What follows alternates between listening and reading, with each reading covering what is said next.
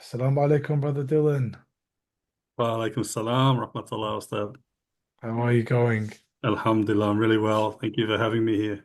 No, no, all good. So, thank you for joining us, brother Dylan. I mean, we just had a chat before this, so I think I'll just let the listeners know what we sort of discussed. So, we were actually thinking about how to go about this conversation, and then I just said to brother Dylan, actually, I need to take it back one step. We met in Brisbane, and we had Yes. for shout out to my brothers and sisters in Brisbane, but we had our famous. I don't know. It's been like four times I've been to Brisbane, five Yeah, times, and yeah, we yeah. always meet at Mikasa. The We had tradition. our Yeah. meet, yeah, we had our Mikasa chat, and the thinking was just to really bring Brother Dylan on as a guest. In many ways, he's a teacher to me and a friend. But we'll get into that maybe slowly. Actually, maybe I'll get into it now, so then we can breed into the combo.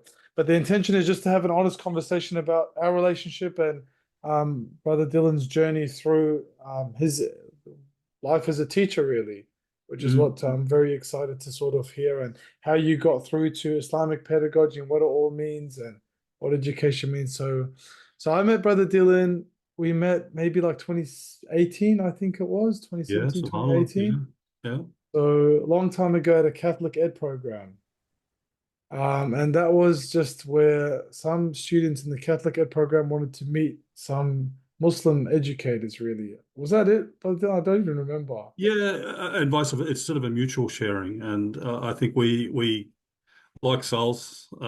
We just fell in step straight away, didn't we? Yeah, for sure. And then that's when I found out about this thing called Islamic pedagogy. And Yeah. the thing that stood out for me the most was actually a presentation you gave, Ustad, where you said it's not about teaching about Islam, it's about sort of teaching into Islam. And Yeah. that little framing there had me like subhanallah, that was fantastic. So that's how we met, and then we've had a good relationship ever since, I believe, in an ongoing Absolutely. hand in hand path. I've taken a couple of courses with Dylan, but I'll get into all those sort of things. It'll probably come up naturally as we talk about the grad cert. But maybe tell us a little bit about yourself, Ustad. Um, yeah, our listeners, some of them might know you, some of them may not. So, floor's yours. Sure. Well, I won't give the formal introduction. I'll just sort of say, look, my name is Dylan. When we spoke before this, I really welcome an authentic conversation, and you and I are always having conversations. So the difference is today we're sharing it with others. Absolutely. Yeah. Alhamdulillah. So, Honestly, if I were to talk about myself, I really want to go back to school, yeah. my own school, and we were at a school that nearly closed down. We were under 400. It was a public school, low socioeconomic, Is this in Queensland? in Queensland, in Brisbane, Yeah. Yeah, and it that's started to dip below 400. And the word on the street was, that's not a viable model, and we were close to closing. And it was a school full of misfits, kind-hearted misfits, though. They were good people, but yeah. I think perhaps the students had got the upper hand, so to speak. And we had a principal that came in, Keith Hines, his name was. He ended up going into education head office and had a fairly illustrious career. And he came in with a big reputation. Mhm. He came in, and I don't sort of promote this, but back in that time, which was in the early 90s, it was all about huff and puff. So he came in as a strict principal that had whipped certain schools into shape, and he was coming here as the last saloon sort of thing, like the last hurrah. If he can turn it around, great. If not, the school is going to close. And it was real for us because a school just down the road had closed. Oh, wow. Yeah, so it wasn't sort of just a fairy tale. It was sort of fairly real to everyone in the community. So was that And because some students were getting kicked out, leaving? What was the? yeah, it was it was such a fascinating demographic. You had um, poor Anglo kids from working class backgrounds. Not really many, not a high percentage of them probably had aspirations to go on to university at that time. It was still the era where some people left in grade 10, some people went in, the apprenticeship path, and probably unlike, many schools we see today where there's an expectation that everyone goes to uni or everyone should be aspiring. We didn't have that. And Mm. in amongst the low socioeconomic sort of Anglo population of the area, we had a huge influx of newly arrived people from all over the world, including many Muslim families, some of the in Brisbane, the early Afghan families, lots of Lebanese families, Jordanian, you know, uh, a Hmm. real mix. So there was a significant Muslim population. It was before there was an Islamic school in Brisbane or in Queensland. So it sort of, like families tend to do, there was a critical mass, if you like, of Muslim families Yeah. that were in the Is this the school. Logan? Was this in the Logan area? It's like that. Well, you could compare it to that, but it was, Okay. yeah, you could compare it to that area. And I had come down from Harvey Bay, which is like a fishing village, so, uh, and I've landed in Brisbane as a year 10 student, I think, when I got there. And in the 2 years with that principal, when he came, he invigorated the teachers at that school, and those teachers honestly changed my life, Wow. really changed my life. And This was his Keith. This was Keith, the principal that came Keith, in. Keith led it, Keith but Leto. what I saw, and it's even more amazing now as a former leader and educator, with a lengthy-ish career, Mm. it's phenomenal when I look back at how much immediate impact he had. Because whilst he was amazing and he was a transformative leader, he managed to marshal the vast majority of his teaching team immediately, and that's for you and I that are in school land. That's a very rare occurrence, and I mean, not that we don't bring people along, but everything takes time. But he seemed to have an immediate effect. And his motto, which he used to say all the time, to the point where we used to parody in a loving way, respectful way, we used to parody him saying this because he used to always say, the school was Camp Hill, and Yeah. he used to say, Camp Hill cares. Wow. And he'd always pose the question, why would you come here? Because Camp Hill cares. And he had Yeah. this tone that he would say. And look, I had teachers that just really invested in not just myself, but many. I had an amazing cohort. I have 5 friends from that cohort that, how many years later, almost 40 years later, we're still in each other's lives. Oh, And subhanallah. I mean, I did well at school, and I, I just, I saw, for me, I wouldn't have got through school without health and physical education and without sport. I wasn't a Muslim. I was sort of God conscious and nominally religious without necessarily being in any particular camp.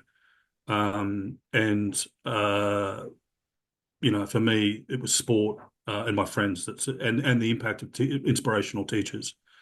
Wow. And I remember as it got to the serious end of school, like towards the end of mid year 12, and for me, and honestly, it was there from grade 10, but I had absolute, what we'd call in Arabic, yaqeen, certainty. Yeah. I Yeah. Yeah. was certain. I just thought, I don't want to work a day in my life. I want to do what I love, and I want to do it with love. And for me, the dream job, absolute dream job, which would allow me never to work a day in my life, is to become a HBE teacher. Wow. Uh, and I was right. And for 20 years, I had that dream job, which I never counted the hours. I never looked at the paycheck. I never felt like work.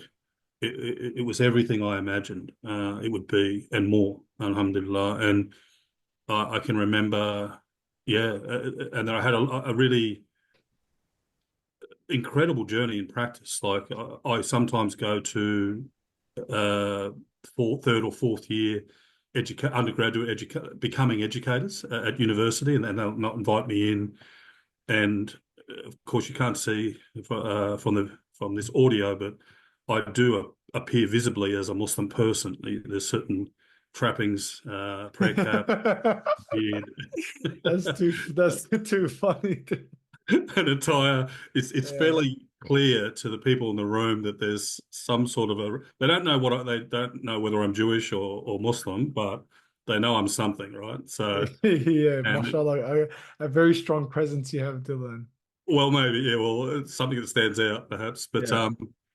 and I'm sure they're sitting there thinking. And I had a colleague who's an amazing HBE guru, and she's been a great supporter of my work. She's a really senior person in the field. She was the head of human movement at the time at University of Queensland, which is sort of one of our number one universities.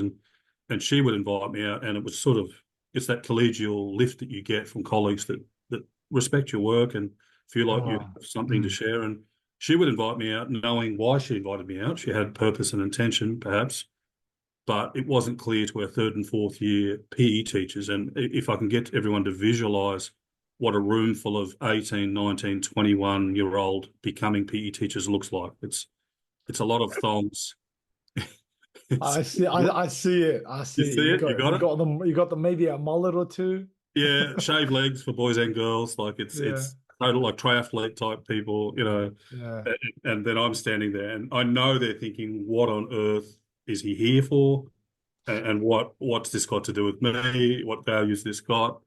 And I think on my first slide, after introducing myself, I've got a visual chart of my career, and I start with, I was once sitting in a chair just like you in a cohort of HBE teachers. And as I look back at the career, the different places that I've served as a PE teacher, I put it up there. And I said, perhaps I've had a career that many of you might have, and they're just blown away. They Yeah. fathom that they don't picture me in Yeah. that light, I guess. And so, yeah, that was that was I think where I'd like to begin. That I was a person that we talk about it, and educators love to talk about it, and so they should. But I Mm. experienced in my own life the transformative impact of education and of mentors. We would say or the companionship of mentors and role models, the culture that I benefited around high performance, sport, goal setting, the development of character, these sorts of things. These things really had formative impact on me and convinced me that I felt that my higher purpose, why I might be here on this earth, would be one and the same as the purpose of an educator. And that love sent me on a path to becoming a HBE teacher. Just on a light note, Stud, of course, I only left this dream job for the dream job I now have.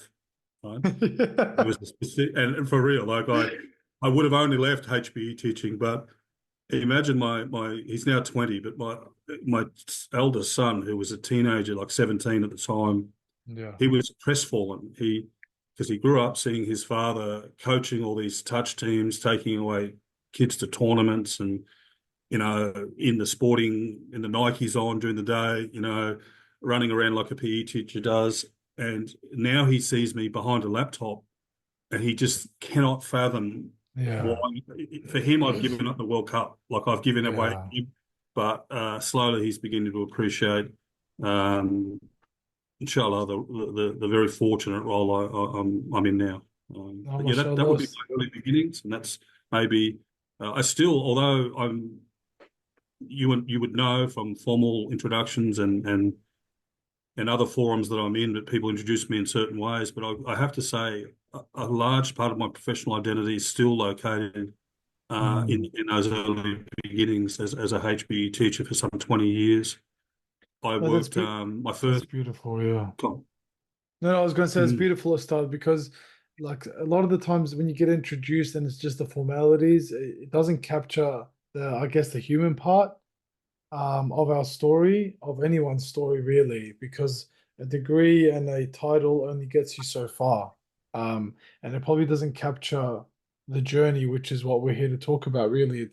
I mean, everyone listening's on their own little journey, whether you're as an educator listening, a middle school leader, a leader, or maybe just someone who's interested in education. I mean, everyone sort of has a very weird, not weird. weird is a good word. Like a strange relationship with education. If you're working, you've got a relationship. If you're not working in the field directly, you are part of the field in some way, shape, or form.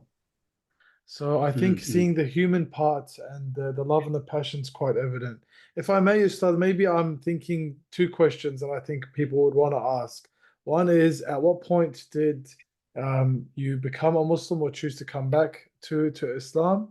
And what point did you want to leave HPE teaching? So you said you left your dream job for this other dream job, a dream within a dream, maybe like trying to get to reality. Inception reference there. And then maybe like what brought you to Allah subhanahu wa ta'ala to formally accept Islam, if you can shed some insight onto those two questions. Yeah, sure. Okay, Bismillah. Well, I think upon I was fairly active. The beautiful thing about being a HBE teacher is that even at university, I was already running games weekly in schools. Um, I was coaching several teams. I was, volunteering in schools, etc., etc. So by the time I graduated, I felt fairly ready. The first, I would say, 6 to 8 months, which I think was a really good thing now, actually, just for perspective. Even though and not to blow one's own horn, but uh, in Queensland, they have a rating of one, two, and three, one being the lead score, two being good, and three being a teacher that's going to need support at the beginning of their career, and four being unsuitable. And I, Alhamdulillah, for the grace of Allah, I got one, and I ticked the box which says anywhere. Because unlike nowadays, where there's a teacher shortage and it's sort of a teacher's paradise, you could Yeah. literally leave one school and make a few phone calls and be employed half an hour later. But when I graduated, it was really difficult actually to find a role and Mm. find a position. And though I got that rating, which was a great relief, and I picked the I'll teach anywhere box, I'll get rural anything. I didn't get any offers, and it was sort of really, subhanAllah, Allah's the best of planners, of course. Like I had, as a young man, I had already planned these things out. But in any case, the first 6 to 8 months, I went from 2 week to 1 month contracts and all about 6 to 8 schools, suburban schools in and around Brisbane on the south Oh side and on wow. the north side. And Yeah. it really, even though I was champing at the bit, like I was so wanting to have for real my own class and really begin my quote unquote official professional career, so to speak, as I saw it back then. But I sort of had to tread water, but it wasn't wasted. It was gave me tremendous perspective how to walk into a staff room cold, and the staff room has certain politics and certain hierarchy, and particularly in a HBE staff room, believe it or not, it can be fairly competitive and fairly, you're the last, what they call it, the pecking order. So I became quite adept at getting to know people, inculcating myself into a new staff room, picking up the policy and distinctive approach of a school quite quickly, engaging learners that sort of knew I was there for a short time and not a long time. Um, and that was good. That got me started. And then I got an offer, and it was in Longreach. I don't know if you know where Longreach is. It's in the central west Queensland. If you look at the map, it's just past the Black Stump and near Whoop Whoop.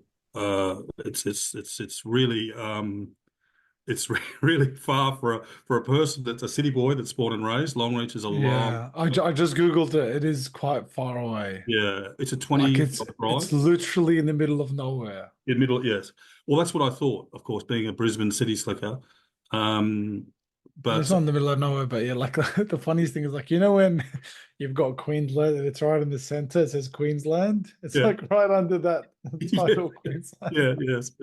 Well, So it's the literally in name, the it's all in the middle. name, Long Reach. So it Yeah. is Long Reach, and it's of course the birthplace of Qantas. That's its claim to fame, and it's etc.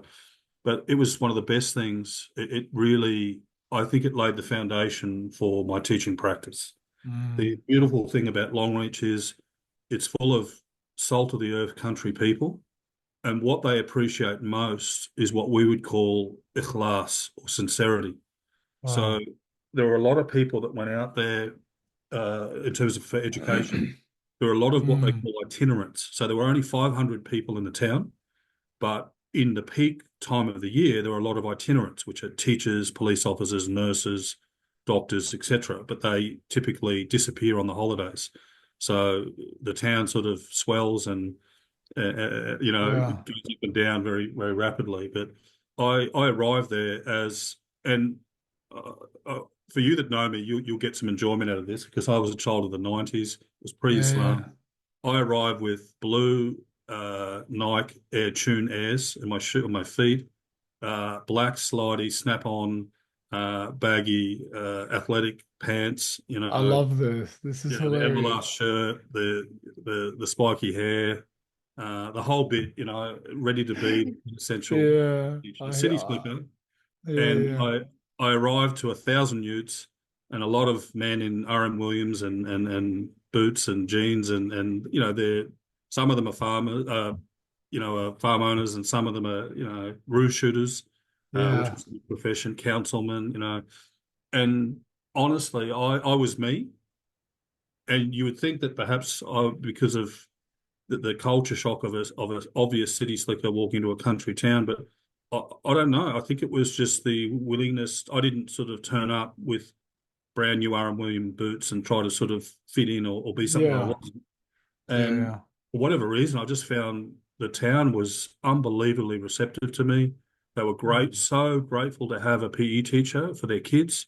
The school was made up of a mixture of a lot of teachers in the first 3 years of teaching, and all of the heads of the middle leaders, the heads of department, and the principal were all just absolutely dynamic, talented. Some of them emerging, and some of them, in their peak, mm, educational leaders that were there to really, I guess, lift their practice and also probably make a case for coming in and ultimately leading a top school of their choice in Noosa Heads, in Brisbane, or State High in the centre of somewhere choosy, because you used to get points for being out further. So as a first year teacher, my head of department was the former PE teacher, and the deputy principal was later was also the former head of department and the PE teacher. So I had two people that had served in that role who were just unbelievable educators and leaders.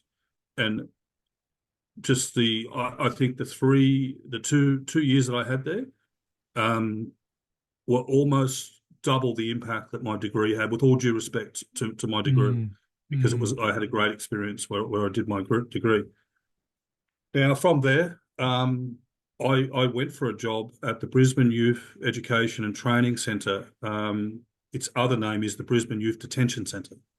So I left a rural school as a HBE teacher, head of sport, sports coordinator, senior PE, senior health, etc. And I came down to the Brisbane Youth Detention Centre and taught PE there, mm, which was just a really eye-opening experience. I loved it. I then went to a suburb, and I won't mention the suburb, but the high school of that suburb, 80% of the young boys that I taught in the juvenile detention centre were from this suburb. So I spent a year there and spent 3 years at that school as a HBE teacher. That really, they were super talented in HBE in sport. They had schools of excellence in touch. They were just brilliant sports in HBE, but it challenged me in a different way because of the complexities of the student needs, yeah, um, wow. and I guess the high needs of and the distinctiveness. Uh, After 3 years, I transitioned to an off-site flexi school connected to this school, which was located at a PCYC. And I taught for 2 years in a flexi school with young people that had essentially been expelled or disengaged from mainstream schooling, that were Mm, either back from detention on orders or on orders and about to go into detention, extremely complex from prenatal all the way through to childhood, etc. We only had maybe 10 to 15 students, and there were mhm. two of us teachers, but it was intense. We only went to 2 o'clock, So it'd be 9 till 1:30, and by 2 the students would be done. But that was 2 incredible years that really pushed my practice, changed my how I saw education, really pushed me in different ways. I'll give you a quick story. When I first got there, first day, I walked in and I just went with the program that was there, and they were doing badminton. So if you can imagine a bunch of largely Indigenous and Polynesian and sort of low socioeconomic mix of different students, a few migrant students, and they're playing badminton. And the issue was that all the badminton rackets were broken, all the nets were broken, and they were disengaged. They didn't want to play. And I thought, well, Yeah. why on earth are we giving them a white colonial sport and wondering why they're disengaged? So subhanAllah started, I made a phone call to QUT, my old university. And these were the days of answering machines, like the old ones, with the tape recorder. Yeah. So I rang the university knowing that they did traditional Indigenous games there. And I rang the university. I didn't recognize the voice on the tape machine, just left a message and my phone number. I got a message back on my mobile that the old Ericsson brick, the one that again I didn't recognise the voice on my machine, but he just said he was coming out on Tuesday. He'll be there at 2. Can't wait. And I thought, oh wow, how good's this? And I was quite Mm. surprised that someone at university could be so keen to come out and, you know, I guess prepare me to consider incorporating traditional Indigenous games with my diverse students. And subhanAllah, when I got there, I realised why. He was a close friend that I'd had, which I'd lost contact with in the 2 years that I was in Longreach, and I'd gone to school with him, and we were really tight. And Ah, subhanallah. subhanAllah from Allah, and he was the research assistant to Dr. Ken Edwards, and Dr. Ken Edwards was the person that collated and collected over 3,000 accounts of traditional Indigenous games, some of which predate colonial contact. And anyway, long story short, because of demand, Dr. Ken could no longer train up all the PE teachers in university, fulfill all the community requests. So Troy and I formed a not-for-profit education, mentoring and training organisation called Blackbase. It was a fully Indigenous organisation. I was the only non-Indigenous member. And essentially our early enrollees and the people that we were mentoring were largely my students during the day at the annex, at the offsite flexi school, and some from one of the Aboriginal and Torres Strait Islander independent schools in Brisbane. So for about 10 years, went all over Queensland doing traditional Indigenous games, mentoring young people, really engaging in that. And I'll be honest, this is where I guess there was uh, really difficult. I think that I enjoyed the environment. I benefited. I loved it. The one thing that I think took its toll on me, um, in a slow burn type of way, was the amount of suicides Oh, in the community and among the students, and it really started to rock me. And I guess it sort of made me really question the bigger questions. Like as a 20-year-old, not sort of raised in faith per se, but mm. God conscious. There's plenty of things that distract you and take you away from asking these higher purpose questions. Why am I here? What's my purpose? What existence, etc. And when you start seeing young people taking their lives in such horrific manner, Oh, Allah. and I'd seen lots of other things. I mean, obviously, you're seeing neglect, you're seeing abuse, you're seeing violence, you're seeing drug abuse, alcohol abuse, and those things. I was sort of always hopeful for young people. Young people have got so much hope, and they bounce back. And young people are like a sapling that's gone dry. If you've ever got like a pot plant or something out the front, you haven't watered it for a while. Just one watering, and the next day you're starting to see it sprout. And that's what I used to see with Mm. young people. No matter how challenging their lives have been, I was so hopeful. But when that started happening more and more, and partly it was in the community of the school that I was working, but partly it was in the course of work with Black Base, where I was visiting many Indigenous and rural and other communities, and it just really rocked me. Um, Mm. Stop me if this is not interesting or stuff. I've just No, no, it's just very hard to hear, to be honest. And then something happened. My childhood friend who was with me, and we'd spent all of these years together. Um, he'd already accepted Islam. He was a Muslim Yeah. since I reconnected, and it was and that wasn't difficult for me. Like I had many Muslim friends. My best friend was a Muslim. Mm. I'd spent most of my childhood years on and off in his family's home. They'd been they'd accepted me almost as family, and I Yeah. sort of, they didn't give any dawah. They didn't sort of put anything on me, but they just showed me love, gave me a house, a place, and were there. Like they'd even come to events where their son wasn't necessarily featuring, um, but they would come for me, as well, and things like that. So it had a really big impact. But Oh, the turning point for me was when my friend was going to Hajj, and we were both raised by single parents, single mums, and we were both the eldest. So we'd both grown up knowing that we were going to be nearly really responsible as the man of the house, yeah. as the person to try to lift up our families, etc.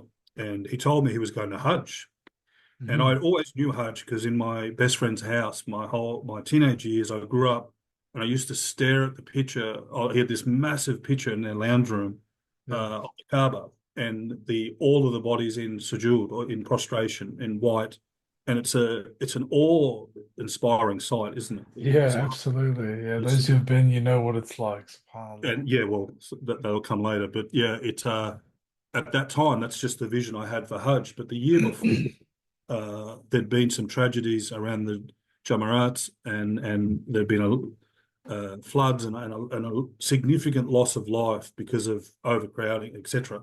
So Yeah. we were like, it was a big deal. And he came to me one afternoon, just dropped around and said, "Look, here's my will. Here's my last testament. Here's what I want you to do with my mum. Here's what I want you to do with my sister," because he had Mm. one younger sister. Mm. Um, and I'm making you the executor of the will, and this is what I need you to do. And he walked me through it all. He left with me the few possessions that, that a 20-year-old has, not many possessions, but Wow. but a lot of instructions. And it was just, it was like remembering that I'm still, I guess, still processing the loss of life that I'm witnessing around the place. And Yeah. I see someone making a decision like this. And I asked him, like, do you need to do like, I didn't understand, at that time. Like, do you need to do this now? Like, you sure? Like, what happened? He said, what are you thinking? And he sort of said, look, I searched for truth and I found truth. He said, Mm. I, I want to be, and it's an educational thing, let's say begin with the end in mind. Yeah, yeah. He Mm. said, I want to live my life such that I'm ready for when, if should God take me at any time. And Mm. I want to turn away from everything that's been previous. I want to go to Hajj, perform the pilgrimage. I want to come back with a clean slate, and I want to spend the rest of my life in obedience of Allah. And until I've set that straight, I'm not interested in anything else. And I didn't have an answer to that. And he left, Mm. and I was living in quite a poor, like I was still developing as a young man. I was living in a bunch of Yeah. flats that it was I can't even describe it. It was it was pretty hairy at night. Let's just say that much. So I'm I'm stressing so much about his possessions because Yeah. my house is not secure, and it's highly possible that I could have people day or night coming through that house. Yeah. So the whole time he's away, I'm stressing about what I now would know as an amana. Yeah. Anyway, he came back and I travelled with him for some time, and a series of things happened, which I won't go into, but just spiritual. Like Allah subhanahu wa ta'ala kept presenting Islam to me, kept bringing Muslim at a key juncture, kept presenting it back. And I just felt like I was being tested as well, in various ways, just really difficult challenges. And I just felt like some people get a burst of hidayah, they read something. I felt I was gently, but also increasingly being like almost wake up, like, Yeah, well, and anyway, yeah, I often talk about it. I had an unease, like a second heartbeat. Sometimes when you do exercise, you can feel your heart thumping out of your chest, and that's generally a good feeling, actually. It means you're healthy and you're fit. But I had one, I don't know, almost like a second one underneath the where you feel the heartbeat, but it was mm, not a positive one. It was a one that kept me up at night, that made me feel anxious, unease, could not rest, could not. And anyway, I visited a mosque for the first time, the mighty Holland Park Mosque, the Mother Mosque in Brisbane and Queensland. I sat with, third or second oldest mosque in Australia. yeah, that's right. I Third. can't remember if Adelaide or Brisbane is first or second. All, no, I think Adelaide's first. I think Perth is second actually, and Oh, then Perth is, Brisbane. yeah, Yeah, that's so one over of a the hundred oldest. years now. Over a hundred years, I just subhanAllah. celebrated, yeah, and they just refurb it. It's an amazing place now. But I walked into that place and sat, I didn't actually join the prayer. And the first time I just sat at the back and I felt, and I went to Imam was there, beautiful Imam was there. He invited me over to his Yeah. house and he essentially asked me what I believe about, like, in such a way that was not rude, but was just, it was the right time because, as I said to you, I was really asking what's the purpose, why we're here, what's the purpose of existence, what's truth and reality, because when you're living and seeing the things I'm seeing, there's no other concern but this. And he asked me, do you believe in God? And I said, yes. Um, do you believe that there's been a message to humanity? And I said, yes. He said, do you believe in angels? And I said, yes. So you can see what he's walking me through, the Yeah. articles of faith. Yeah. And I sincerely and wholeheartedly believed in all of those things. And he said, you realize that with what you've just explained about your belief, but by very definition, you are a Muslim. And Mm. I said, wow, I got sort of, because I had so much esteem for Muslims, my best friend and their family, I had them on such a pedestal, such Mm. noble, beautiful people. I couldn't, just from their character, their conduct, I just couldn't fathom that. And he said, did you come here to become a Muslim? I said, no. And he said, do you want to become a Muslim? And I said, yes. And I gave Shahada, and that second Oh, heartbeat disappeared immediately. Just peace washed over me, and that was my entry into Islam. oh, Ustad, I need a moment to stomach it all. It's very deep, mashallah. I'm still processing the suicides, Ustad. Like for me, that's very painful.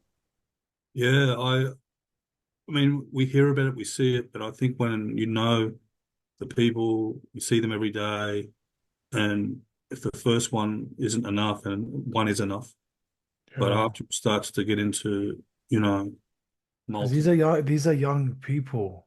yeah, Yeah, and that's what I mean, working at a school and those who work at a school, you can just imagine the pain that goes on and yeah, subhanAllah, I mean, Alhamdulillah, Allah subhanahu wa ta'ala works in mysterious ways and his from God's eye view, everything happens for within his wisdom. So absolutely. Alhamdulillah, shukr. Alhamdulillah. Thank you for sharing that, Ustad. It was I can't wait to listen to it again, to be honest, and just walk through the emotions. So Jazakallah khair for that. Look, thank you. Honestly, I don't see myself as a convert. I see myself as a Muslim. Yeah. Conversion is a verb for me. It's something that happened for me. I've lost count of how long ago it was, 20 something years ago. Um, I just seem I am so humbled and so blessed to be a Muslim, and that's enough for me. I don't call myself a convert or a revert Yeah, these or are labels. These are these are labels. I labels, and I think don't need them.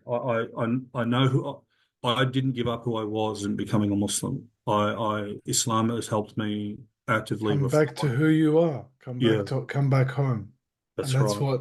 that's what I mean. If you look at like for example something that we did in the grad cert with the journey to Simorgh, and just all these birds out there, they're just flying, looking for their king coming back home. and then coming back to who they truly are. So I think especially in the poetic narratives that different scholars speak of, Islam is never this thing where it's like, oh yeah, you come, I'm a convert or a revert, or these are labels at the end of the day. And I I just it think, never fit, and it just felt unnecessary. I yeah, do am sensitive that some people. I had every maybe. I mean, Allah knows us best, right? He's the creator. He created us. Allah knew what I needed for my own. Allah's the best teacher. He knew what yeah, I needed, but I had rich soil, the perfect journey for me, and every enabling condition and person to facilitate hidayah and a journey into Islam. And not everyone, and my tests were elsewhere. My tests were before. yeah, And some people in coming into Islam have genuine tests, like in terms of ostracized from their family. They don't have Muslim friends like I had, or family that's there. They didn't. I grew up with so many Muslims. I played football with so many Muslims. I knew Imam was there, not as a Muslim, but as a amazing person. mm, Uh, I don't know. I had a lot of enabling conditions, so I do appreciate that some people do hang on to that label for a period of time and do gather in groups of like people. I've spent most of my life I'm just a person I'm not. I'm fascinated when people struggle with diversity because my entire life I've been pretty much the minority person where I was. I worked in an mm, Indigenous organisation. I worked in super diverse community schools. I grew, my best friends were Muslims from all over the world. I just didn't,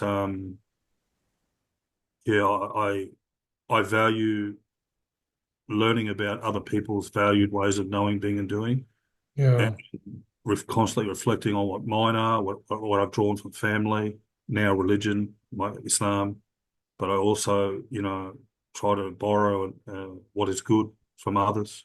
Um, yeah. Wisdom is the lost property of a believer, and the stray camel of the believer, according to the prophetic mission. Ustad, maybe this is a good chance to now transition. So let's, if we bring it together to see the think and the shift for Islamic pedagogy and yeah, renewing and going deep. Obviously, having that journey to Islam and that journey as a health and PE teacher, bringing it together. I mean, some things that Yahya and I speak about is like right now, our current narrative of education isn't right, one way to put it. Neoliberal discourse and neoliberal, free markets, capitalization, commodifying Islam in ways to sell it as a product and mm, to compete with others. It's very interesting because even when I reflect on certain school narratives, perhaps even my own, it's like what you always teach me to start. We assess what we value what we assess, we mhm, showcase what we think is important. mm, And even if I was to say, hey, I love holistic development, I love, the soul development of a learner, but then I, remove students from classrooms or I focus only on the data and making visible, making tangible the intangible, or trying to do things like that almost, yeah, and focusing on just grades and ATARs and numbers. I feel like that's where a lot of teachers feel burnt out. Like, mashallah, you explained how even my calling as well to come into education, like it does not feel like work. It really doesn't, subhanAllah. mm. Although sometimes I'd love the paycheck to be a bit more. Wink, wink to anyone listening. But Well, alhamdulillah, Allah's sustenance comes. But no, honestly, it really has that calling. But I can understand why teachers, and Ball talks about this in the articles about the battle for the teacher's soul, that yes, teachers are losing this great yeah, battle mm, because they're being crushed by this neoliberal rock, yeah, this secular neoliberal rock that is just draining them because they need to do this test, they need to do this data, they need to adhere to this administration, mm, no mm. principle, and this unit plan that no one's going to read. Inshallah. I mean, that's just how it is. So You're going yeah, to take me out here, Slud. You're going to get me saying controversial things. I can feel like you're just hooking me here with all of these provocations. look, this is we are two peas in a pod to start, and we sing the same song as birds. So I think I'm just setting that framework because I know for myself, like I benefit a lot from learning from you, Ustad. And I think a lot of our listeners and our learners, and we're all learning together. I think they'd have similar reflections to this. Like I spoke to one of our listeners when I was in Melbourne, and she mentioned something very interesting to me because one of our episodes, Yahya was in America, and he pulled out an old curriculum, Mm, and there was I can't remember how old it was, maybe 1920s. I need to listen to that episode again long time ago, but it said, it talked about the soul of the learner. mm, And so there is this concept of, teacher autonomy and understanding relationships, understanding souls, and working with it. But then obviously the big shift with the modern, postmodern, and mm, neoliberal discourses has led us to be in such a situation where, I mean, I talk about our learners that I engage with, perhaps. There's disengagement generally. There's this idea that there is this concept called education, and anyone can teach you anything. And then maybe I get raised at home a certain way. And then there's these disconnects and dissonances happening in this young person's mind. Like it's all over the place. And maybe my last little comment before I hear from your inward turn and what Islamic pedagogy could mean for the field of education, really. And sometimes people, and even me when I was in my early stages of the journey, still early stages, but in my earlier stages, I always thought, Islam is like, yeah, Islam, like Islam is there. And then I have to go get my career. And my mm, career, and I learn through university. And then, mm. Islam, alhamdulillah, I believe in Allah. But then my university, what does it teach me? And then you try to make sense of it all. It was only until actually Dr. Nadeem Yeah, and he's I he's the always, he's the puzzle he, piece. He is the key puzzle piece, mashallah. yeah, and mashallah, like someone who had an impact, and his sadaqah jariyah will Globally. continue on Yeah. forever. I mean, I mean. And Well, he's let in our me try du'as. to. Yeah, Can I, rather than jumping into the isms and things, which we'll get there because you've teased me yeah, out, but yeah. can I? I want to touch on two things. I want to touch on, I guess, the bridge from what we just discussed to when I entered an Islamic school, Hmm. because I feel like the fresh eyes that I brought are a form of reflexivity that I need to continue to do, even though it's not fresh. Oh, deep. And I think, and I do want to mention Nadeem as the puzzle piece, in terms of you asked about my journey into Islamic pedagogy. That might get us to perhaps what I've learned on my journey, and then we can maybe tackle the problems of the world, inshallah. Sure, inshallah. We'll have some closing reflection. Longest Yeah, episode yet, but this well, feels like I've been talking for 2 minutes and I just checked the clock. It's gonna be Fajr soon. well, Bismillah. you give me countdowns because I'll go on. We're both educated, so we don't mind a yarn, as they say. Yeah, Uh, honestly. but look, for where I left off, okay, I've accepted Islam. All right, my whole life changes. It's a short story. Right? It's a big bridge. All right. Yeah.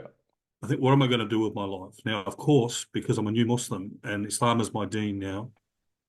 What do I do? I want to leave this dunya immediately. Of course. Yeah. So I cancelled my PhD. I was doing a PhD on an Aboriginal boxer, because I believed in the importance of role models for kids and sporting. He was Yeah. anyway. I left. I took leave from my teaching job, and of course, I joined a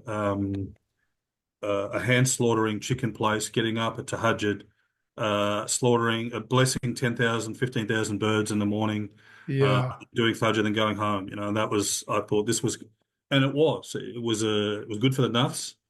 It was good for a person that never lived a Muslim lifestyle to now drastically, and it's not a blueprint, by the way, but it was what I, Yeah. right now, when Like I I am realized, Islam now. I yeah, make your food halal. I was sleeping on the floor. There was no furniture. There was no, yeah, the whole bit. Yeah. Now, when I realized that I might have to come down off the mountain to, actually be functional and, truly learn Dean, because when you're off by yourself, then it's just you and your nuffs at best. There may be other Sure. influences as well. So I needed to come down off the mountain, and I thought, what am I going to do with myself? And subhanAllah, I'd never heard of this thing called Islamic schools, which was phenomenal to me because I knew all about Aboriginal and Torres Strait Islander independent schools. I obviously knew about Catholic schools, Christian, Anglican, etc. And someone says, "Well, have you considered the Islamic school?" And honestly, it was just like Yeah.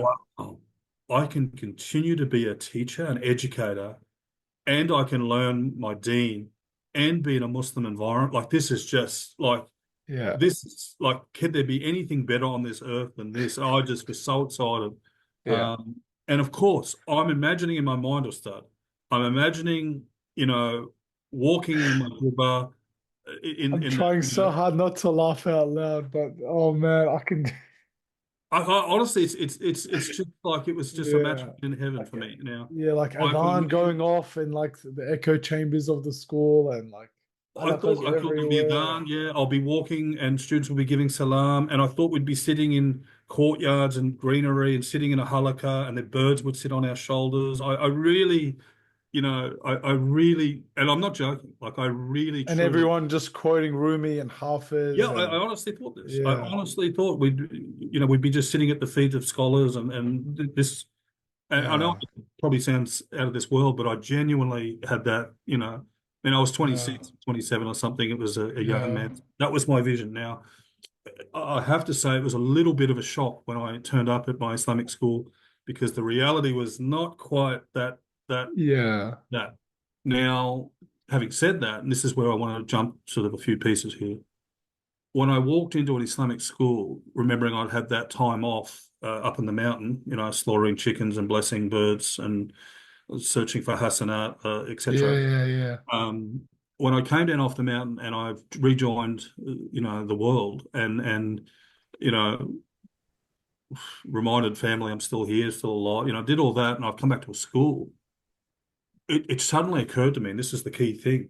Oh my goodness, I've been teaching for all these years, but now I'm a Muslim educator. What does that mean? Oh wow, that's a fantastic question. And then I thought to myself, well, hang on a minute. I've been an outsider, insider in the Indigenous community for 10, 15, 20 years.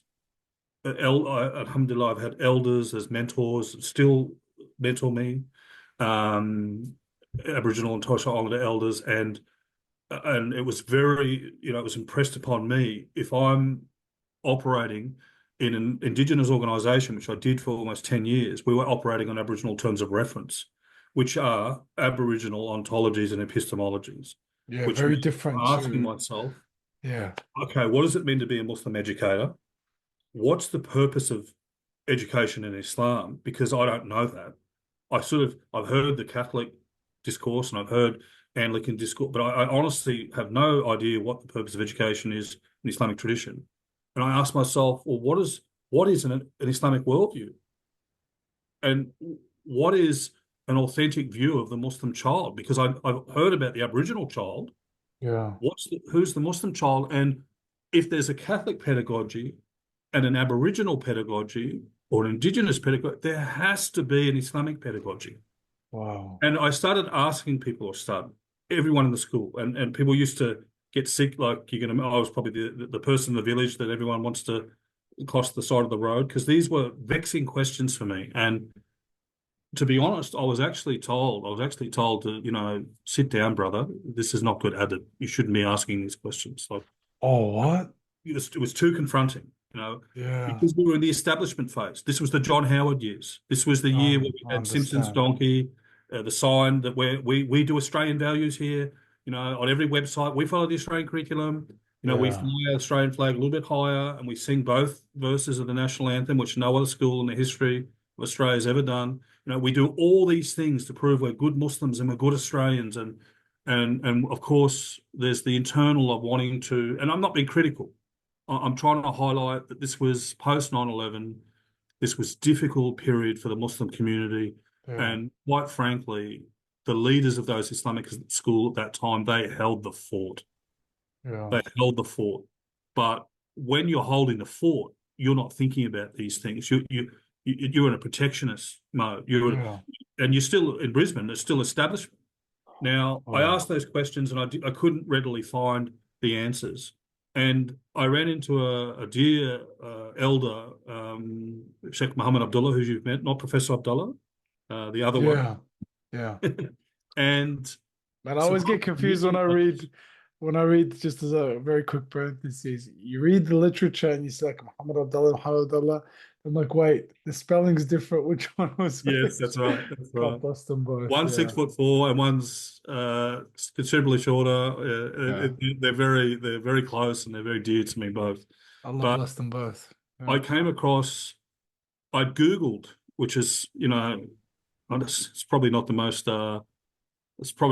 highly skilled research sort of thing, but I Googled Islamic pedagogy and those classic quintessential, our dear brother Nadeem Memon. Do you remember the videos, the ITEP videos of him drawing on the whiteboard? And he was just so lucid, so clear. And it's like he was seeing my reality in the school. And he Yeah. was Wow. literally answering the very questions that I had been asking myself based on my prior experience. And it was like we were connected. Like I was just so phenomenal. Now, um, since then I've read anything and everything other than perhaps his personal poetry and his journal, but anything else Nadeem Memon has written, I've read, and I Yeah. continually read it. Although I work with him, I call him a brother and a dear friend, but he is a critical puzzle piece to the trajectory of Islamic schooling globally. And I don't say that lightly. May Allah reward him, sustain him, Yeah. etc. Now, I he had this ITEP program, which was an online. I thought, well, here I am, a new Muslim teacher. I need ITEP, right? This is what I've been Yeah. needing. This is what I don't have. Plug and So play. I did the ITEP program over a year, um, and the whole time I've got a different type of relationship with my learners because I'm like just like you and I. When you and I were on that course together, you're so generous in saying I'm your teacher and this and that. And certainly I'm got more grey hairs in the beard than you, and I've gone around the block a few Don't more worry, years. Ustad. This is just henna, man. It's just henna. But your ilm and your knowledge of deen Astaghfirullah, far outweighs astaghfirullah. my own. Now, my practitioner experience maybe was our point of contact together, but this was the nature of relation, just like our relationship, which is not a hierarchy, it's mutual learning. Yeah. I'm benefiting from you, you're benefiting, and that's why we love to walk together, right? This is the type of relationship I have with my students because they're 14 to 19. So I'm saying to them, well, young brothers, well, you've been Balik, what, for 3 years? I've been a Muslim for 3 years. We're the same age. Now, Mm. I'm not giving up sort of the amana and the Yeah, you're still the teacher, you're still the responsibility that I am as a mentor. professional Yeah. as their teacher, but I'm Yeah. saying we are both on the same. Our purpose is the same. Our Yeah. destination, bi'ithnillah, is the same. Our mission is the same. We're learning to, and they were teaching me how to learn how to live as a Muslim, and I was learning Mm. Islam pretty much at the same rate and level as them, except for Quran. They were much faster, and they'd started early, of course, but in many other ways, I was learning in step with them, and I was bringing it directly into my practice because you and I always talk about epistemic reflexivity, which means to be reflexive, to think, to be consciously always thinking about what we believe about education and how that forms purpose, and then ensuring that that purpose is actively driving our practice. Now, that's what my journey forced me to do, not because I'm special, not because I'm intelligent. I'm a PE teacher, so that gives you the scope of. Uh, Astaghfirullah. but you know what I'm saying? It it was from Allah. Yeah. My entry into the Islamic school forced me into a state of humility, like of recognizing actually I don't know this, and I need to know if I'm going to fulfill my role. And you know, Ustad, just thinking out loud, what I found very powerful and what I'm reflecting on, is the fact that you had exposure to other epistemologies and ontologies, other ways of knowing and other ways of understanding reality. I think it's not your normal dominant hegemonic discourse. Uh, It's not like, for example, you might have someone who identifies as a Muslim with a Muslim name, as the Professor Rustam says in his poem, a Muslim name but secular mind produces not knowledge of an Islamic kind. So they have a Muslim name, but they've only been in a school, and the school they've been in has assumptions about reality and knowledge that are so embedded. Like you never hear the word God in school generally. When you think scientists, you think usually white men. When it's history, it's certain people are painted in certain ways, and you just have mhm. to understand it. And this is the only way to read history and the dates and this and that, and it's very Eurocentric. So like, I had the great pleasure of being mentored by some of the most incredible elders, I think. I mean, I'm being yeah, biased. I'm not trying to rank them. I'm just saying for me, they were giant, and they are giants. It's not even subjective. They're yeah, recognised as giants. Auntie Lilla Watson, Auntie Mary Graham, not directly Auntie Mary Graham, but through Auntie Lilla Watson's direct influence. Uncle Ross Watson, who's passed, Uncle Charlie Watson, the Watsons and their contribute and their other family members who've supported me and guided me through the years. Like the you they obliterated this concept of Western being normative, being generalizable, being the only way. Like when they walked me through the Aboriginal terms of reference, it was constantly playing out before our eyes. And I'm an observer. I'm an outsider insider. So I'm not Indigenous, but I've sort of been included inside this family, in Indigenous extended notions of family. yeah. And I'm seeing the director's cut because I'm seeing interactions between the hegemony you're talking about at grassroots level with elders or with the community, and then I'm hearing how the community is receiving what's going on in the Oh background. wow, So yeah, I'm seeing how that worldview is clashing. I'm seeing how their worldview is actively driving their ways of knowing, being, and doing, as only Karen Martin would say, and people of that ilk. So that really that was an awakening for me, or start an awakening, and we're constantly dealing with. I see it. We're almost. I don't want to say. I don't believe in deficit-based thinking. of course, Uh, I don't, and I don't want to sort of make statements that are going to be deficit. But I'm sometimes challenged. I'll say that I'm sometimes challenged by the lack of confidence that we have in a tradition that is so illustrious in terms of its educational and pedagogical heritage. It yeah, just like it bewilders me that we can fall over ourselves over Montessori as an example. And nothing yeah, against Montessori. It's a yeah, of much course, an innovative and inspired philosophy, but it has limitations and shortfalls, and it's ultimately a secular, eclectic philosophy. It is Maria Montessori's journeying and her eclectic piecing together of philosophy. It's inspired, no problem. yeah, I'm not disrespecting it, but how on earth can we walk past the expanse, the yeah, splendor, the might, the endless treasure trove of the Islamic civilizational educational heritage? It's just it bewilders me. But I think it's because we've been cut off from it. I don't feel like no one's turning their back on it. It's just we've been cut off from it. And I guess that's where we are today, where you and I mean, with Nadeem, I enrolled in that ITEP course. I completed it. Uh, Out of desperation, unfortunately, Nadeem and Sister Amira Alam, who was just an amazing instructor for me, just really was one of the most powerful instructors, and her educational thought is just sublime, and I miss collaborating with her, but she definitely, I can't go without saying the transformative nature of being in her classes, and out of pure desperation, they couldn't find anyone else to take a course, and they invited me to take one. And I ended up taking a course. I can't remember how many years I was at ITEP, but all of a sudden I've gone from being a HBE teacher around Brisbane and Queensland, dabbling in Indigenous games. yeah. Yesterday I looked into an Islamic school, did a bit of PE and a bit of sport, did an ITEP certificate program. Next thing you know, I'm quote unquote an online lecturer, and I'm literally exposed to absolute gems, thought leaders Oh, and yeah, educators from all around the world. Like, can you imagine how my world just opened? And absolutely. just, and of course, I'm in practice during the day. So I'm teaching every day. And my whole mission was to bring Islamic pedagogy into my practice. And I used to say, I should have said Medina, but there you go, I wasn't there yet. I used to say to my students, this classroom, this space is Switzerland. Yeah, It's neutral. It's no fly zone here. There's no conflict. Like, this is your Sakina here. And we yeah, I my students taught me more than I taught them. I know it's a cliche, but I mean it. And the ambiance.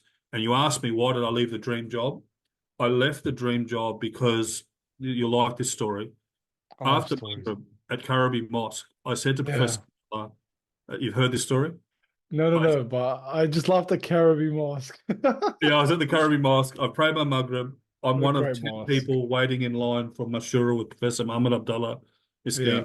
guy can't get away from 5 salahs inside of an hour each Yeah. time, such as his the barakah of his Mashura. And I said to him, look, I'm just so frustrated at this Islamic school. I don't think I'm valued. I just don't know if I'm going to see the change. And I wonder whether I'm part of something that's ultimately not good. And I feel I've got a friend who's selling a lawn mowing company. I It's can just see deep. myself wearing a broad brim hat, sitting in my jubba, sitting on top of the lawnmower with my prayer beads, just doing dhikr as I'm going up and down the field. And I just think that's a better way to spend my life. Whoa. Again, I'm trying to go to the mountain, right? And Yeah. Professor Abdullah, as you know him well, he didn't slap me physically, um, but he said to me, if you do that, what you're suggesting you would do, you're doing an absolute injustice. And he said, Allah subhanahu wa ta'ala knows your background, knows how, it was almost a miracle that I could have gone to university from the beginnings, the journey. Yeah. To go to university, to be blessed with an education that ultimately lifted me out of circumstances and put me like in a life that I could not even dream of. If I sat and dreamed my own dream, it wouldn't have been it wouldn't be where this is. Alhamdulillah. Yeah. Alhamdulillah. No evil eye, anyone, please. It's just, but I'm very grateful, alhamdulillah.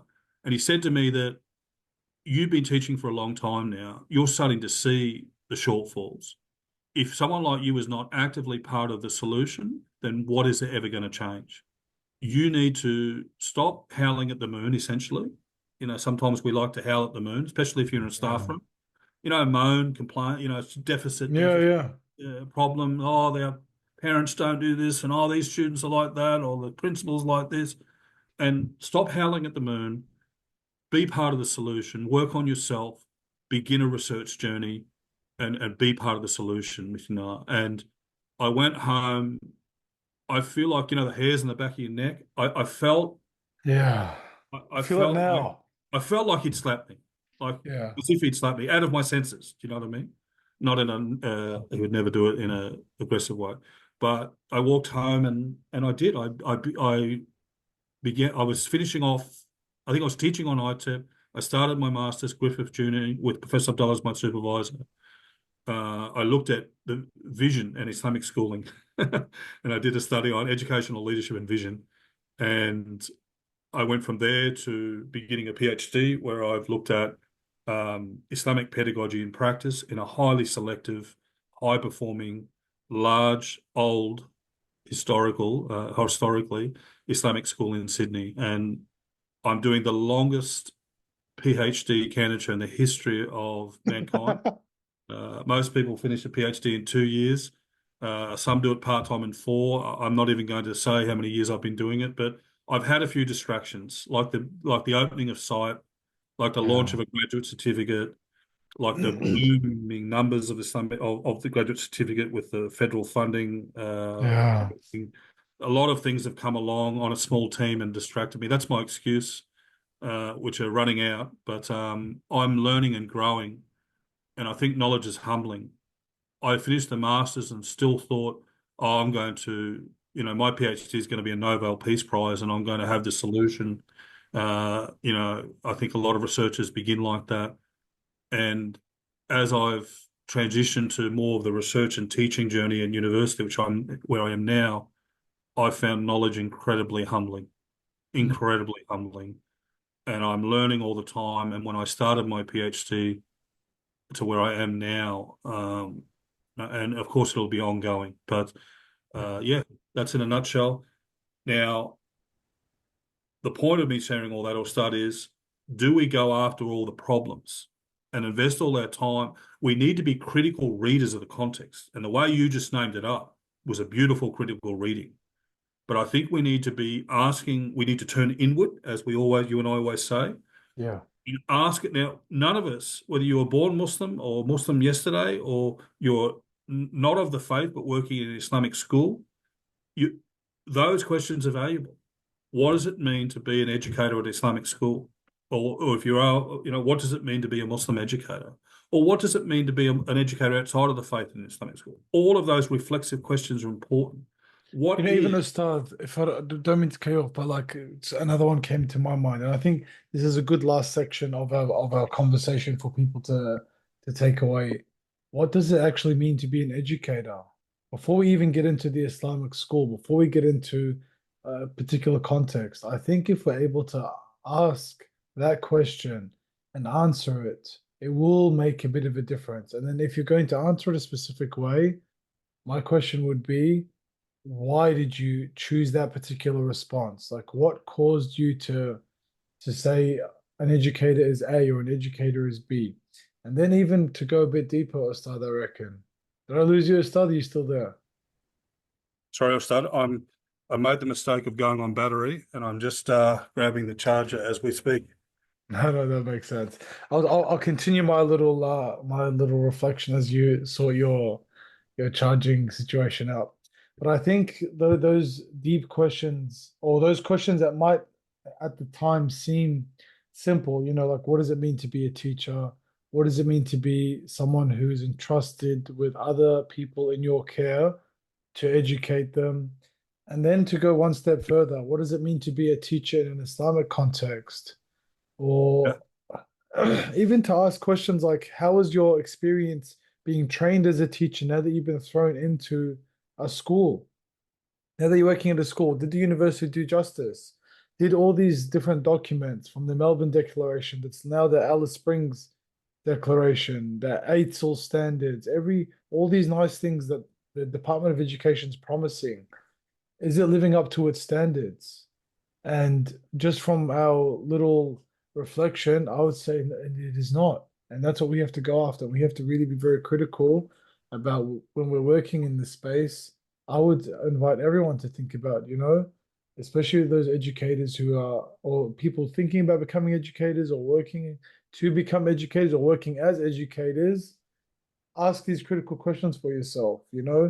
When you find out what does it mean to be an educator, that has serious implications on the way you yeah, practice. yeah, And if you find these questions difficult to answer, which they will be, yeah. and then you realize that there's a dissonance, that I thought that as an educator, I'm going to inspire children, but here I am pushing them through reading tests. What's happening, you Well, know? this is the very thing that's missing in the standards for professional standards for teachers, which is the ontological domain of teachers. Who is the self that teaches? We are human. There's not much human in the actual statements. Now, um, even asking other questions. I used to do this. I was a principal for in between schooling and university. Professor Abdullah and I were part of a education for transformation madrasa project. Um, he was still at the university and he would take the senior students, which was incredible, in his applied Islam, and I was the principal, responsible for leading the project with a lot of support from him and others, and the trustees of the mosque, etc. And subhanallah, I'd even begin with like you're talking about profound questions that probably need to be asked in an ongoing fashion. Um, but I even like in the contemporary time, I used to give little provocation points like do you see yourself as a facilitator? Do you see yourself as a guide? These sort of questions. And honestly, as an educational leader,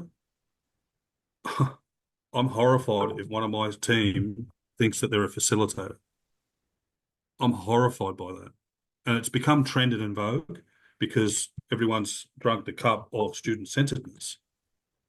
And I'll clarify this in a second because I've dropped a huge log on the Yeah, fire. it's important too because some people might be like, wait, I Yeah, thought I am facilitating learning. Or wait, aren't we student centered?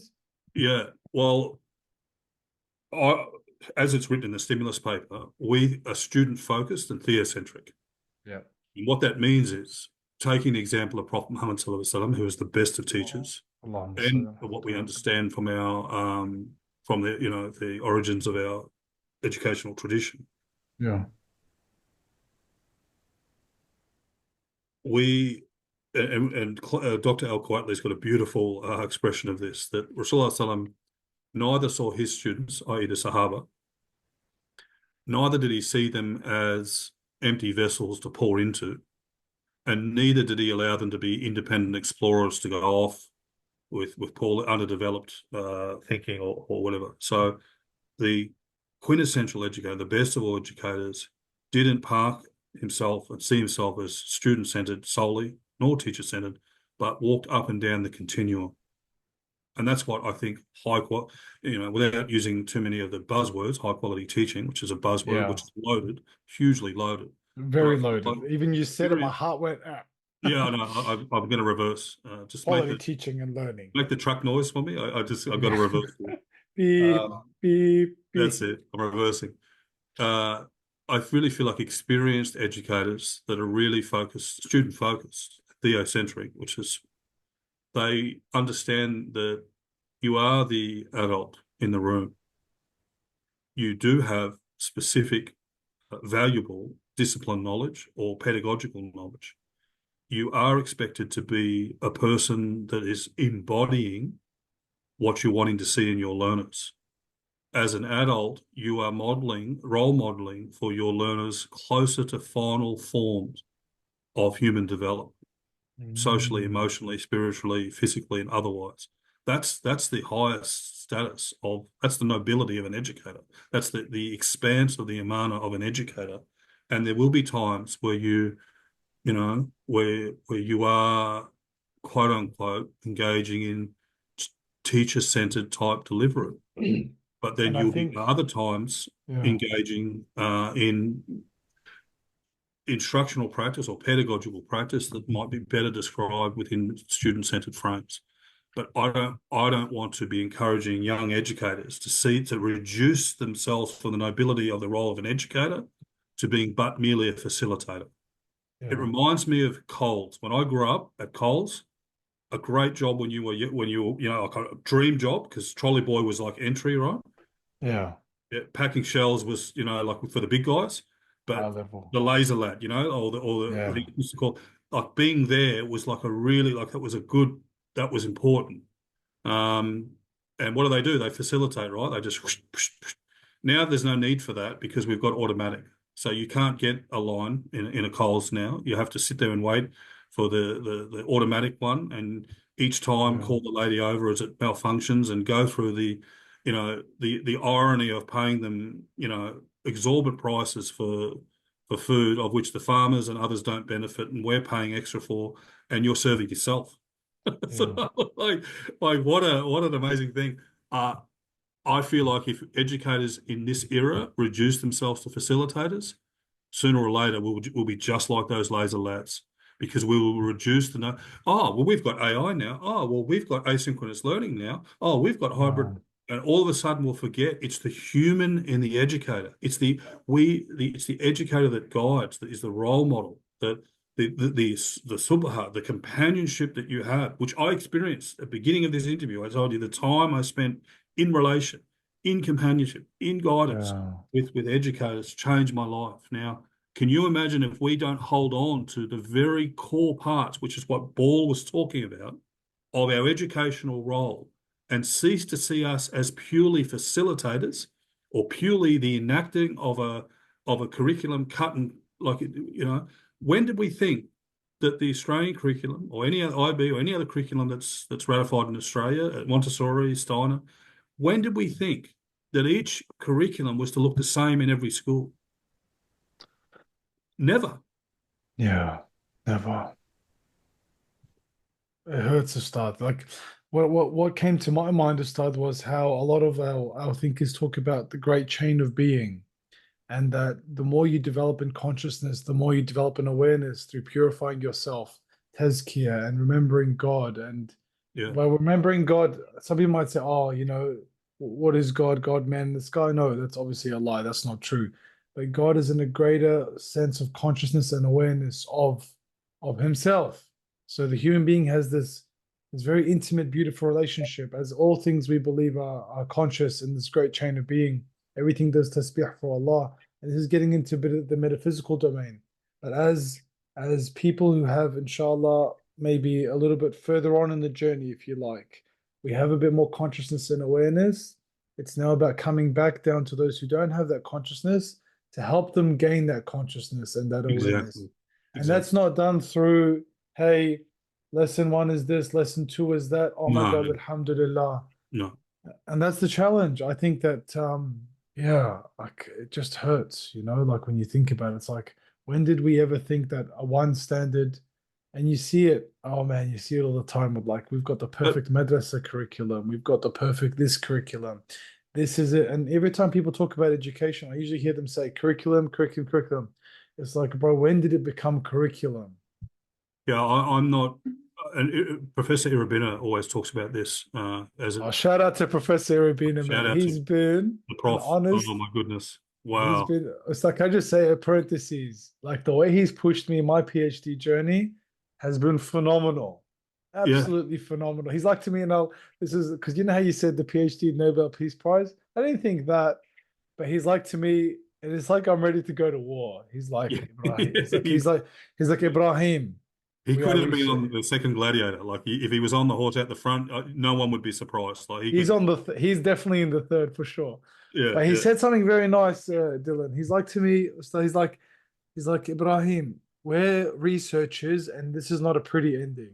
He's like, we are actually in a Yeah. very challenging time for educators all over, For humanity, or start for for humanity. Yeah, humanity. Like education, right? Like this is the ummah of tomorrow, right? This is yeah, not a small affair. Like, no, this is not a small affair, and I don't want to be, I don't. I say that. I hope it comes across how I intended. I'm not trying to be a conspiracy theorist. I really no, mean it. We couldn't yeah, be in a more challenging time for us. Of course, everything's relative. Others have had challenging times, and we know this from the saints and scholars that we study. They had their challenges, and they met the mashallah challenges. And yeah, we're a generation after the great giants of the Islamization movement. yeah, A couple of generations since. yeah, yeah, This is our challenge, and it's yeah, the challenges we see are for humanity. As we sit here and a genocide is going on unabated, yeah, this is not a small affair. no, Now, as Professor Irabina says, he doesn't pin his hopes on a curriculum. no, He believes in people, in the redeeming qualities of human people at their best. Of course, their higher self, we would say. mm, Meaning, he invests in pedagogy. His hopefulness is in pedagogy, knowing that the curriculum will never be perfect, and it will always be. Now, I feel that my motto. I feel like we need to be brave. mm, We need to be innovative, and we need to be willing to be experimental. And part of that begins with being architects of these policy documents you're talking about. yeah, I don't know. I made it my mission to deeply, like I used to pour through the Melbourne Declaration on the regular. Now the Alice Springs Declaration.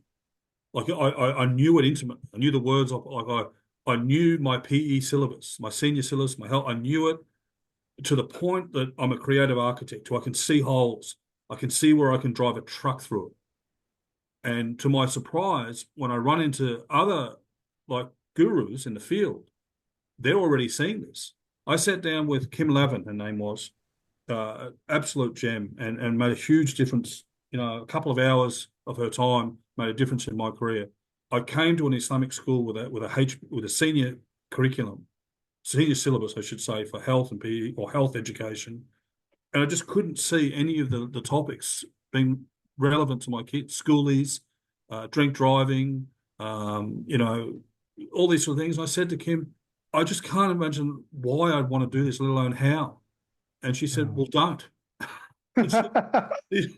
And anyway, said, well, sit down with me. And she just, like, You just needed when to you're in the hear room, it. sometimes you go to doctor and you get an unsatisfactory answer, and you go to another doctor, unsatisfactory answer, and then you come to the doctor and he or she asks 2 or 3 questions, and you know they know, like they've Yeah, just they nailed it. know.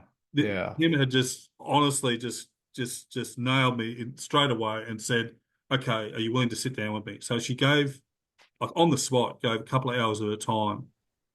I and she would walk out of the room and let me brainstorm and write up some stuff, and then come back and push me and prompt while she was working. And at the end of that 2 hour setting, I had a what I believe to be an Islamically grounded approach to health education and seeing it. And Wow. as much as I thought I was being brave, innovative, and experimental, when I shared it with her, she pushed me further. She would say, "Well, what about this? Or what about that?" Or, and that's what happens when you meet people that deeply understand the very policy that you operate in. So we need to understand the actual standards and also with a critical eye to understand their limitations. The stimulus paper, of which is a stimulus paper for Australian Islamic schooling. That stimulus paper speaks to these policy documents, but it also shows where the limitations are, and it seeks to, I guess, put other things in the lead. Like I'm not driven. I'm amazed that people. I'm still amazed as a teacher educator when curriculum outcomes or curriculum things are driving what you're doing in the classroom. That is amazing to me.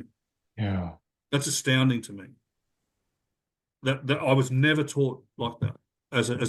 Even before becoming in an Islamic school and going the journey I'm I was never like, how limiting is that? Yeah. You still, you know, It's so hard to start because even then, like let's say let's unpack it a little bit because I'm very mindful of time, but like I just want this to keep going. But let's try to go on the softer side and maybe a part two later on or start. But the two things I'd like to share, even when Professor Rigney told me to like think about policy, because he said for my research, I don't know if I've shared it on the podcast before, but it's really looking at teacher training and looking at how policy has affected teacher training yeah, and their response through the grad cert. At least this is where I'm at the moment. But really talking about policy and how policy has sort of developed over time, yeah, because this is literally the nation state's response yeah, to the drama we're facing in education. yeah, This is what they actually believe. Like when yeah, you look at ASOL standards and you look at all these things, for them, it's like, what's a quality teacher? They're like, they point to that document and say, this has been worked on by quote unquote the experts in the field. But even then, there's so many holes. Even then, so many pushbacks. Going to the curriculum one, it's very interesting because when you even talk about Islam and Islamic studies, what I've come to realize as well, working with different people, they say like, oh, the curriculum is mashallah amazing. And then if a learner, if there's a good opportunity for learning, that has nothing to do with the curriculum. Like exactly. your students just want to sit down in a halaqah and talk about pizza. Man, you have to take that, like you have to go with it. And then as a good educator, you know how to give the life lessons, even when you're talking about pizza. And that there, I think, is something that's not understood. It's like, bro, how can pizza be more important talking about this specific What? ruling or Yeah. yeah. If we just if just on the point of curriculum, Yeah. because you're dropping gems, and if I've got neurons firing off Yeah, everywhere. yeah. So when we were coming through as educators, everyone had a hand in curriculum. You couldn't not be an architect of curriculum. The head of like the heads of department who were, depending on what school, some of them were like heads of like they did faculty, like math, science, or humanities, English. That back in the day they used to do it like that. Now they do it more head of curriculum, head of teaching and learning. They've gone more of a management type model, less leaders and etc. etc. But in that model, every person touched the curriculum. Now, as you develop your deep understanding of your curriculum, you start to, well, firstly, you can better enact it. Mhm. Second of all, you have exposure to heads of middle leaders who more deeply understand that curriculum than you and can essentially mentor and push you and accelerate your understanding of curriculum, your instructional repertoires, or your pedagogical practice more broadly. And that's missing. And particularly, I've got to say, in the belonging phase of Islamic schools, particularly in Yeah. the highly selective ones, Yeah, yeah. we started. giving curriculum to the best person in curriculum, and they go and do it off the site, and then they provide it for the if you're two stream, then the two classes, four stream, four classes, and teachers became happy at the end. Oh, that we get to do annotations, and those annotations are considered for next year. Too late. Mm. Hey, the horse is bolted. Yeah. The curriculum is for the students that are in front of you. How can you do that for this doesn't make sense to me. So we've taken curriculum away from young educators. They're no longer engaging with it. They're facilitating. They're just delivering. Do Uh, this test. Do this and assignment. that's a mistake to take of all the things in teacher burnout, and teacher burnout is real. Teacher fatigue, people leaving. It's because of the distance from the higher purpose of their work. It's because of the things, the bureaucratic and administrative things that take you away from the core. And there's no doubt that every educator needs to become a master of curriculum over time, an architect of curriculum. They need their hands in curriculum. You can have a head of curriculum that's mentoring and developing and lifting the whole tide of curriculum in the school. But to take it away from educators, and we're seeing some schools taking away completely, Using AI. room, chat GDP it, come back, deliver. Like, again, eventually you'll be the laser lab. We don't need you. We've forgotten our tradition, which ultimately was sitting heart to heart with an educator. It has spiritual connotations and a whole lot of other things. But Very sacred. my point is that taking people away from curriculum, the core. Educators are like, our core work is around curriculum, pedagogy, and assessment. And if you are fragmented, if the assessment's pre-done for you, you don't have any autonomy or voice, or it's not in response to the needs of your actual learners in front of you, and you don't have any autonomy in that space, and you don't do curriculum, it's provided by a curriculum coordinator, and your role, and there's 4 classes, and at 2:30 p.m. on a Tuesday in week 3, every class has got to be at that same level. And you don't have autonomy over your pedagogy because you're doing visible learning, or you're doing hit high intensity or high impact teaching, or you're doing X, Y, Z standardized teaching, and you have to follow the script. SubhanAllah. No wonder people would leave it. Like, you're away from the core. You have no voice, no autonomy, that there's no space for innovation. And of course, we've been beat over the head that, evidence-based practice, and we do what works. And this is, but the hopeful space will start. And I've set so many logs on the fire there, and I fear that I didn't probably fully give justification for some of the That's okay. deliberate, provocative things I said. What we'll do is we'll have to have another session after we both come back and listen to this one. We'll see that'll if be you're still on okay. air after. You might be taken off it. Start, man. What I'll try to do is I'll try to like write a very nice blurb to be like, you have to listen to the whole thing and just like have a good cup of tea, because this is not for the faint-hearted by any stretch of the imagination. I'm very mindful of your Just time, and one before yeah, closing, please. I wanted to leave with a strength-based approach, because I don't like Yeah. critique Yeah. is important, Otherwise, but yeah, if your yeah. intent is not to change, then what's the point? Like, Agreed. there's an adab of critique in our tradition, and if you have no intention to enact positive change, then don't critique. Don't talk. Yeah. I have to live by that. There are people in our field that I look to, and I am constantly inspired by. You know one of them well through your sister, Ustada Layla Mahmood, at Sidra Gardens in Melbourne, is an absolute gem and an ornament to the field, and one of the most bravest, innovative, and experimental leaders and educators that I've seen in my career. And that's just one. I don't want to. If I start mentioning multiple, there'll be someone I don't mention. But the colleagues that we've seen Yeah. across Yeah. the graduate Mashallah. certificate, subhanallah. Yeah. These are people every day that are with renewing intention, that have ultimate tawakkul on Allah subhanahu wa ta'ala, and are being brave and are being innovative and constantly in a reflexive state with humility, and are serving strictly for the pleasure of Allah and in service to their learners. And they're having openings that are just profound. And they are Yeah. being brave, they are being innovative, they are being experimental, they are pushing back against dominant instructional approaches, the science of teaching, and they are doing amazing pedagogical, faith-based teaching. They are designing innovative assessment, and they are becoming architects of curriculum. And there's teams, there's individuals, there's whole schools in Australia, we could say, and to your audience all over the world. Can think of individuals. I'm scared to mention them in case I forget others, but I know brothers and sisters in Yeah, Canada, mashallah. movers and shakers in the US, in South Africa, in Malaysia. I'm thinking of my travels. Uh, the UK, how could I forget colleagues in the UK? So Mashallah. the question then becomes, like Professor Abdullah said to me, what are you doing? Hmm.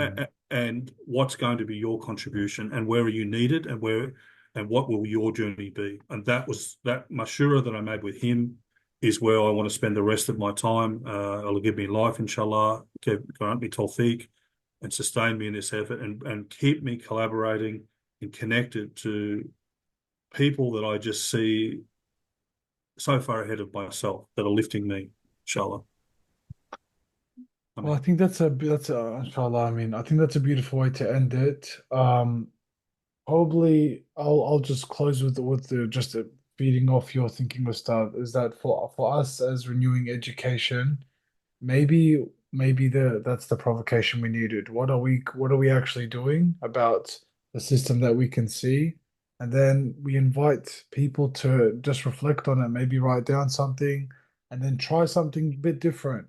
Like there's nothing wrong with now that you've heard the story and you've seen that we can potentially do things a bit different, what can we do to shake it up? And maybe saying, but the system doesn't let me, etc., is not good enough. I think that we do need to have a bit of resistance in us, inshallah. inshallah. Ustad, you've been very generous with your time. I'm looking forward to listening to this again, to be honest. And it was actually quite a journey, alhamdulillah. So we ask Allah subhanahu wa ta'ala to continue to bless all those who seek his ways and to guide those who are all in need of guidance and all in need of healing, especially the field that we are in. And we need his strength and his knowledge Amen. as we continue to serve because Amen. nothing comes from all of us.